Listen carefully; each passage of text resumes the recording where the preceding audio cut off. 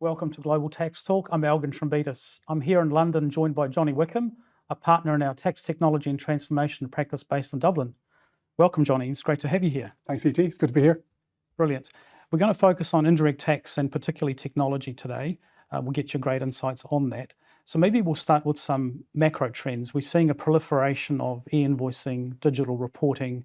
We have the likes of Vita in Europe, and this is a global trend. What trends are you seeing? And how are these trends reshaping global tax compliance and reporting?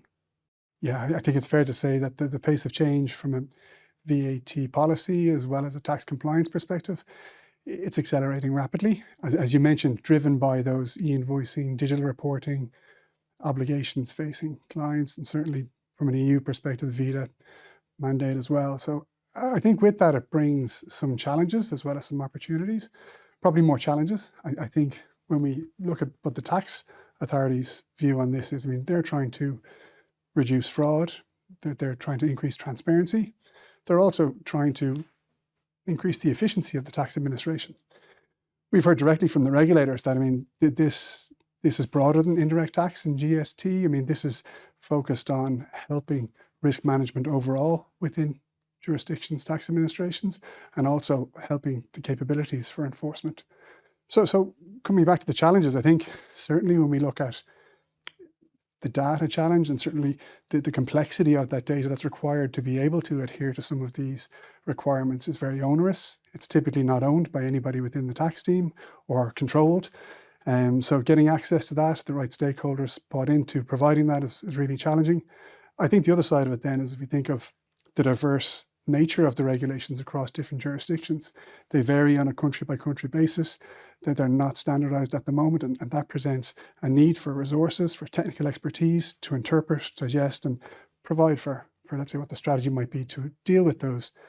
The final challenge then really is around technology integration. So being able to build whatever tax technology solutions into existing processes as well as platforms that are already live within the organization. That's a huge lift. That change management process is really, really difficult to do. So what we're seeing is those organizations who are planning and already getting ready to adapt to a new way of working, transforming the tax function into a strategic business enabler, are seeing some real benefits there. Yeah, that's really fascinating. So there's a lot going on. There's a number of things to take into account in terms of strategy, and I guess you'd be seeing, and we're lucky to have you on your team, of course, companies and businesses having a bit of a rethink about their strategy and also the use of technology. And we've talked about this before and what technology actually means in this context. But in terms of your views today for our audience, what can technology offer the tax function and how can it enable the transformation? I think technology is a key player and has become increasingly relevant for tax functions. I think we can't dismiss the broader support structures, the infrastructure around that technology. So when we think about the people, the data, the processes that will all form the scaffolding around how we actually manage that technology, it's really important. So undertaking endeavors such as readiness assessments, understanding where the gaps are, what the skills of the current team might hold, looking into scalable investments in tax technology solutions, so not once-off efforts, and make sure they align and map to what's already in place. I think various other initiatives like aligning with C-suite objectives, making sure that there's a broader transformation agenda is being considered as part of any of these tasks. And I think ultimately, like building out a training regime to make sure that teams are staying abreast and up to speed in terms of what is happening, what's changing is really, really important.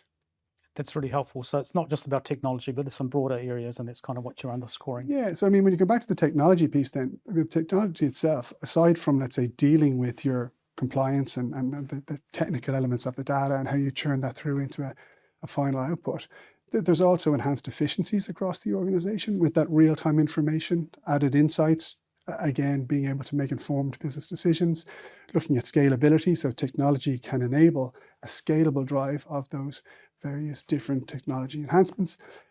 So there's vastly numerous different elements of technology that would support. I suppose the biggest part is probably around artificial intelligence, and by leveraging technology to be able to harness more of that is really important, whether that be predictive monitoring, whether it's looking at, let's say, process efficiencies on a more manual basis, whether it's tracking obligations and tasks or something more agentic in building out agents to support with parts of the process. It's something we're really seeing a lot of activity in. Really fascinating. Thanks for that. So I do have one other question. We're seeing a dual approach by businesses around, how do you approach this? You have the long-term objectives, but then you might want to go incremental and take small steps. And some businesses have gone for the quick wins. Could you share with us your thoughts on quick wins, or have you got an example in mind? And what are you seeing on that? Sure. It's a popular theme, and a lot of clients do look for the quick win. I think an air of caution is sometimes quick wins can be damaging if they're not as part of a broader strategic objective or roadmap. So, no, I fully agree. Having a really tangible use case, a practical example of, let's say, one jurisdiction, one mandate, can be very useful to bring in that stakeholder, let's say, capture the involvement required from the broader organization across tax, legal, procurement, IT, as well as effectively you're creating a business case for the return on investment in some of these areas. So we recently worked with a multinational retailer, and we were brought in to do an assessment at a stage where they were ready to go live with one bespoke model for one jurisdiction. And very quickly we could assess and determine that, well, actually the short-term, let's say, objective will be satisfied, but the medium and longer term scope of where the mandates were coming for this client wouldn't have been satisfied. But not only that, there were broader enterprise-wide initiatives ongoing across the tax and finance function from a ERP perspective. And we could identify ways in which a more sustainable model, leveraging the enterprise-wide technology strategy, might produce a longer term, more sustainable benefit to the client. So again, it's back to my point around planning. Planning, the effort and the importance of planning cannot be overstated, and doing that up front is my quick win. Those are great insights. Thank you so much, Johnny, and also for joining us. And thank you also for joining us. And do come back next time on Global Tax Talk so that you are global tax ready.